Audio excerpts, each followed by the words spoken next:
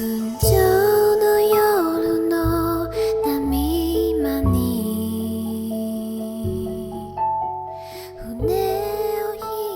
know, we have a plan that we can all come together, yoga, meditation, mindfulness, Tai Chi, Qigong, as one mind-body family, because the research shows that the benefits of these things are overlapping, and also the practices, we see that they're overlapping.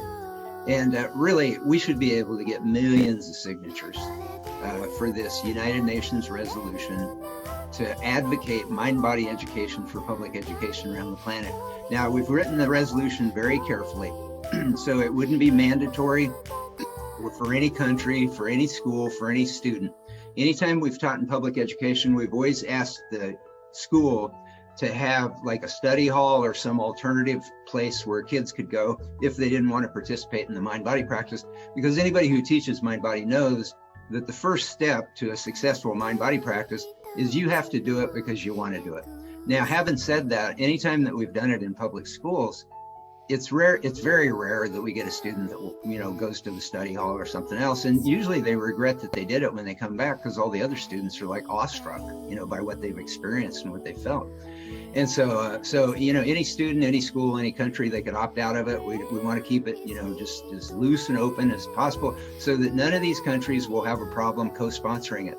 But we'll use the United Nations as a vehicle to educate educators all over the planet that they can be having students with higher IQs. There's research that shows mind-body practices increase our IQ. They increase our GRE reading score, our verbal fluency, our math proficiency. I mean, really, tell me, what kind of educator would look at that and say, oh yeah, we don't want that in our schools? So this isn't a hard sell. The science is all there.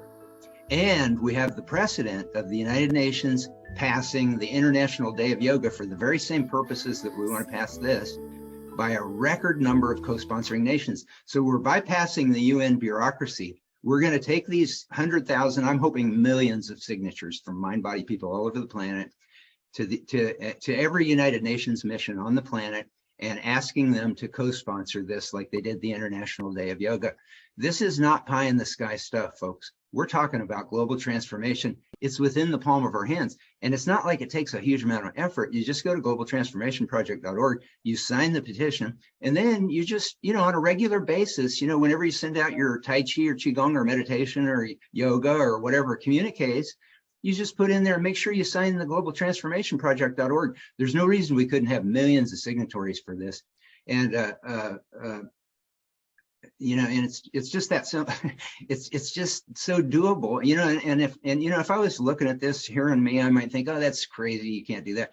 Well, that's what we thought when we got the idea of getting Tai Chi and Qigong people all over the planet to do Tai Chi and Qigong together. And now we've reached over 1 billion potential media viewers, and we've gotten, proclamations from government bodies all over the planet. And so if somebody would have told me, that we were actually going to pull that off 20 years ago, I would have doubted it. Except there was a little part of me that just knew that this was true, and knew that it could happen, and knew that the planet was ready for it. And I think the planet is definitely ready for a positive vision of possibility for the future. And we could offer that together, if we come together as a coalition. And don't look at this as like something Bill and Angela are doing. That's how World Tai Chi Day started, but people got over that real fast.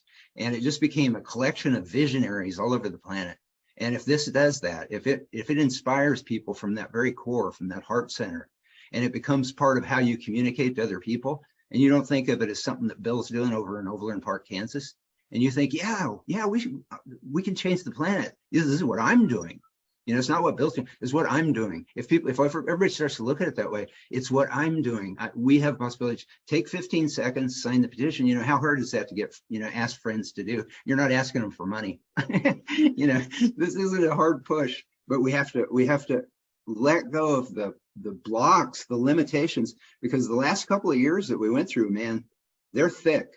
And the ability to expand our consciousness to possibility, that's the challenge. And that's this global transformation project. It gives us a chance to get over that in a really big way, and everybody keep doing everything you're doing, because it's all very important. I'm not diminishing the importance of anything anybody else is doing. I'm just saying we got a thing we could put on every email, and we can encourage people to go sign the petition, just make this a regular habit. And that's a great idea to put it on every email.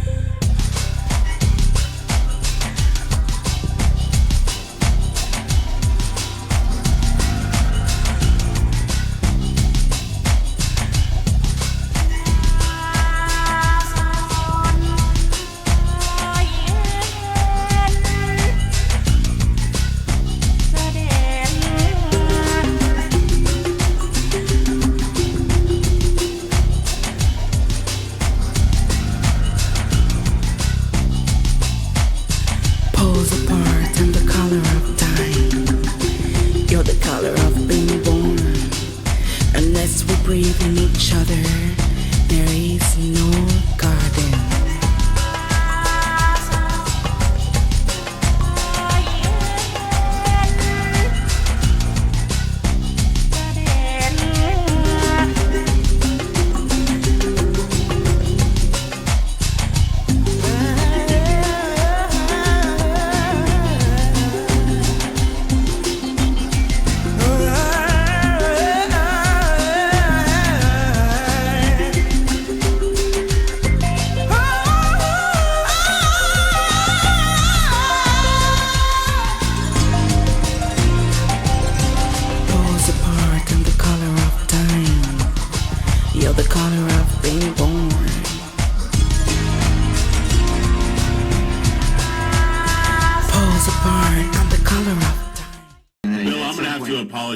I'm usually kind of negative and cynical on the program. You're bringing a level of optimism and a fresh breath of air. You're saying there are solutions. These people don't want to hear about solutions at 1 o'clock in the morning. What's it about? Well, it's about this shift in the way that we see ourselves on the planet. And so there's this raucous action adventure that's going on with these individuals who are going through these big changes in their life that are being demanded of them to kind of evolve into a new way of being, and it reflects what's happening on a macrocosmic level with the whole planet, because essentially in my lifetime, in many people's lifetime, we've gone from about 2 billion people after World War II to almost 7 billion people now, and so the world has changed dramatically in every way, but our way of thinking is still kind of the same way. So in this book there's a shift going on in human consciousness where we're being demanded to kind of see ourselves as homemakers of the planet as opposed to conquerors of the planet. I'm reading it and it's like there's so much truth here. And you have, some great people who've read the book and written reviews about it too. Yeah. I'm totally amazed. Deepak Chopra. Can we really see vast drops of violence just by changing things within our lives? In a moment, Bill Douglas joins us. His latest book is called The Gospel of Science. These techniques, what they do is they bring your brain into the alpha state. Normally our brains are vibrating in a busier beta brainwave state, but when you go into these, when you use these techniques, and they're being evolved and improved with technology, as we speak, but as you go into these states, into these alpha states on a regular basis, it actually changes the physical structure of the brain. And one of the things that it does is it shrinks the stress and fear part of the brain. It actually physically shrinks the stress and fear part of the brain. That's interesting. Yes, and it enlarges the empathy and compassion parts of the brain.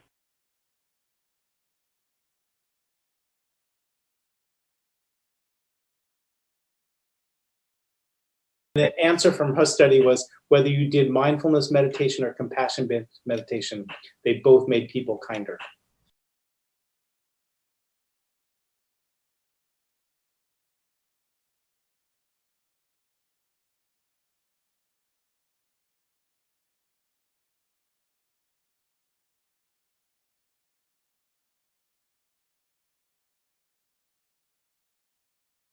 It's kind of captured the world's imagination for well over 20 years now, and it reaches millions of people. I mean, each year it's getting more and more.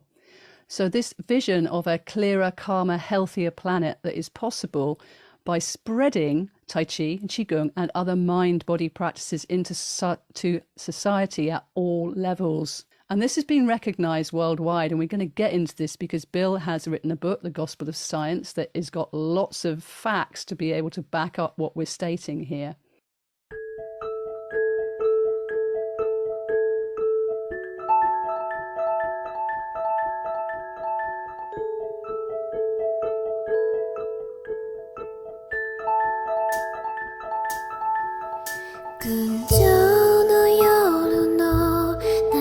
The solutions are there.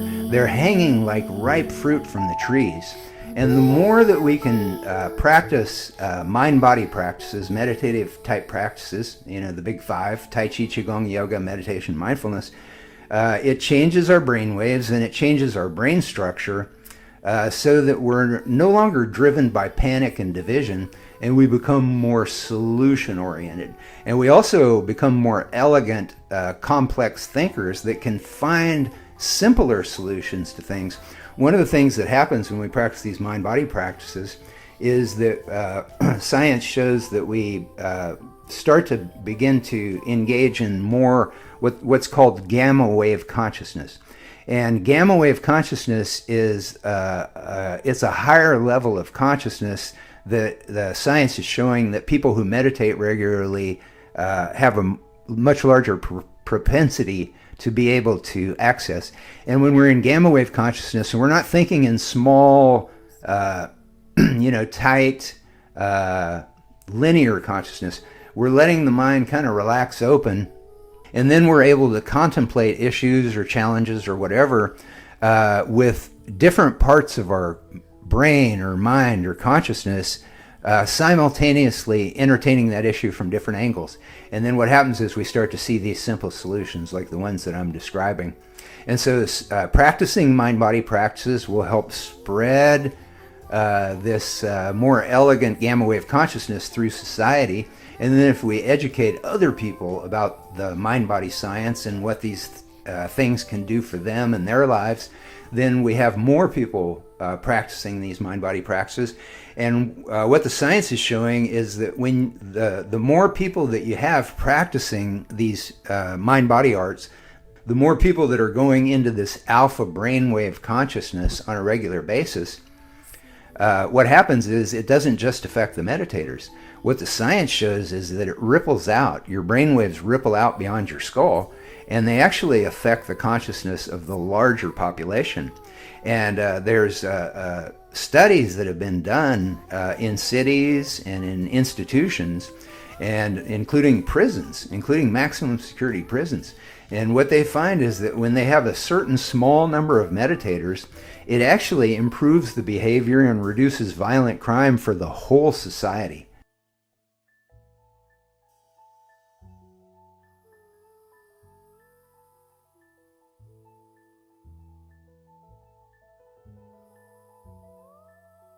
I just wanted to reiterate, that my book opened with that Tesla quote that when science begins to study non-physical phenomena, it'll make more progress in one decade than it has in all the previous centuries of history. So Dr. Nelson's work is at the heart of the science that Tesla dubbed the most important science in science's history. And it's really, Roger, it's my great honor to introduce you. And also, again, the book is connected, The Emergence of Global Consciousness. And Dr. Nelson was the coordinator of research at the Princeton Engineering Anomalies Research Laboratory at Princeton University from 1980 to 2002. And again, directed the Global Consciousness Project since its inception in 1997. So thank you so much for being here, Roger. Thank you very much for inviting me and putting together this amazing panel. And maybe more importantly, putting so much productive energy into trying to re-educate the world. Basically, we need to learn how to get out from under the stress. We need to learn how to work from the heart, to connect with each other, and so forth. And I frankly think there's no better way than to start young. Start with the really youngest people we can reach. And I'm on the team. I really want something like the UN project that you're proposing to go through. You've seen this picture already. It's a almost typical kind of result. This is what we call a cumulative deviation plot. It just shows the history of the departures from expectation. We predict that it'll go up. And starting at about 9 or so in London, it really began going up gangbusters, big time. And this sort of confirmation of the hypothesis that we set, which is that when really large numbers of people come together, we'll see we'll see some kind of correlated activity in the Global Consciousness Project data. And about 70% of the time, not 50%, as you would expect by chance, but 70% of the time, we got exactly what we were predicting.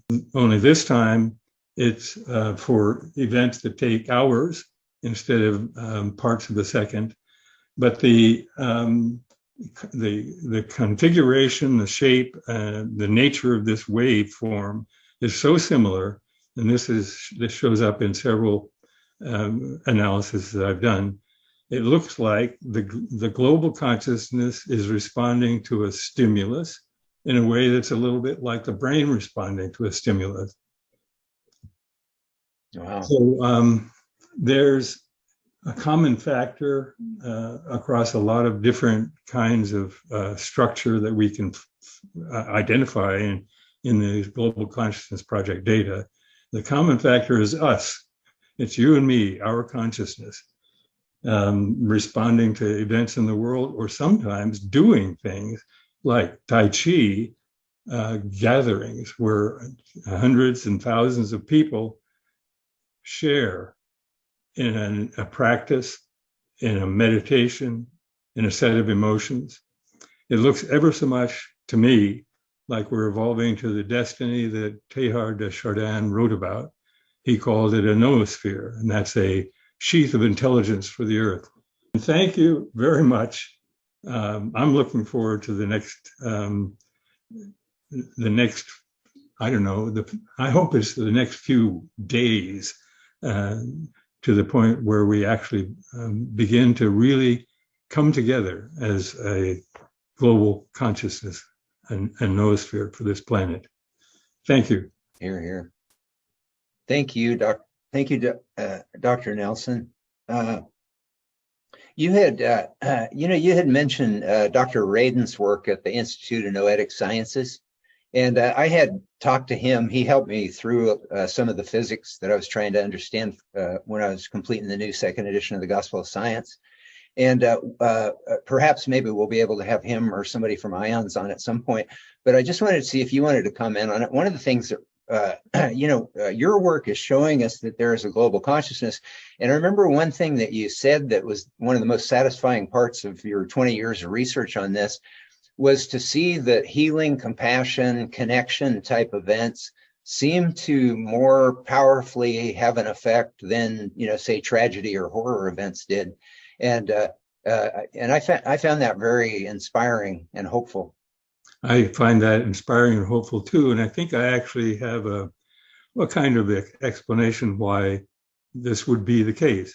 These emotions that we're talking about, love and compassion, they are connecting emotions. And I think what we're seeing in what Roland McCready and the HMI people are doing, and in the Global Consciousness Project, is something like more and more, not pressure isn't the right word, but a kind of urgency toward connection and understanding it. So if you think about something like compassion, it's not something you generally think of doing yourself. You feel compassion for other people.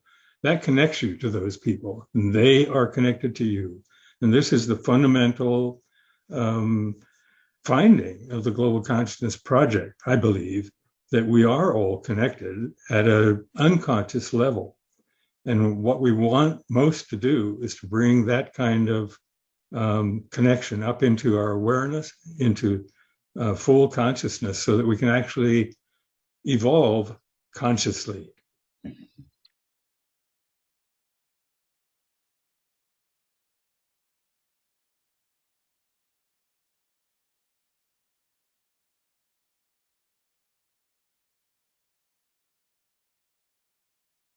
One thing I wanted to mention is we added a global coherence initiative page to the globaltransformationproject.org site, so that more people that come to our site will learn about what you're doing.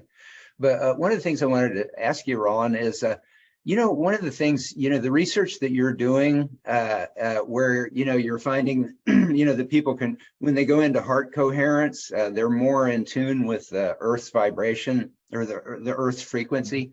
And I understand that when we do the Om sound, for example, that's 432 hertz, and 432 hertz is the background frequency of the universe, from what I've been told.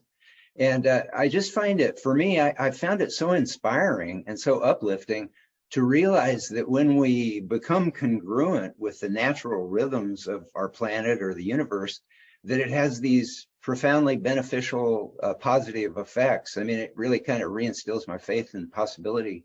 Have you experienced that as well? Well, yes. I mean, there are close to 500 independent studies now of many groups around the world, which was one of our research goals, was to inspire others to follow in our footsteps in a way, that have shown a very wide range of the benefits of learning how to be more heart coherent across many cultures. So we're more looking at the global level and what I'm sharing here. There are tremendous personal benefits of getting more coherent. I mean, lowered blood pressure, better hormonal balance, faster recovery from challenges, et cetera, have been shown. I'm not sure if that was your question or not, Bill. Yeah, one of the shifts that, for me, one of the shifts that I had, in learning mind-body practices was, when I first started doing it, I thought that I was trying to make something happen, through an act of will. But over time, as you play with these things, you start to realize that what you're doing is you're surrendering open to just kind of a natural harmony that exists already. And so, again, I found the heart math research that you're doing so inspiring, because it validates that in a technologically measurable way, that these are natural things. It's not something that we have to, try, work at. What I wanted to lead into you with is that at the beginning of my book, the new second edition of the Gospel of Science, I open it with a quote from Nikola Tesla. And he said that when science moves into the study of non-physicality, consciousness, it's going to make more progress in 1 decade than it has in all the history of science. And so Dr. Dunn, in my opinion, and I believe in reality, history will come back and show this, they are scientists like him, and like some of the other guests that we had on last time, Dr. Roland McCratty, research director at HeartMath Institute, and also Dr. Roger Nelson, the founder of the Global Consciousness Project, that these people are doing the most important science in the history of science.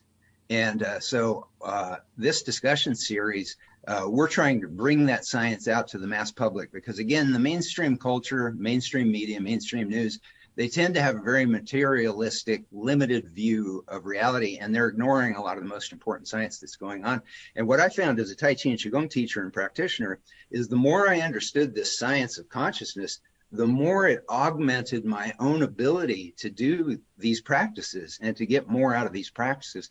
And when I trained in traditional Chinese medicine, they made the point again and again that the more that a patient understands the treatment that they're getting, acupuncture or herbology or whatever, the more effective that treatment is going to be for the patient. And so they were talking about unlocking the consciousness.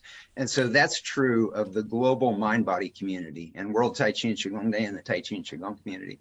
And so if we understand these things and understand this new science, it's going to facilitate even larger experiences of these ancient arts that we've been practicing ourselves. And I've seen it in my own life, and I've seen it in my students too. It's changed them as well as I've become more and more aware of this science.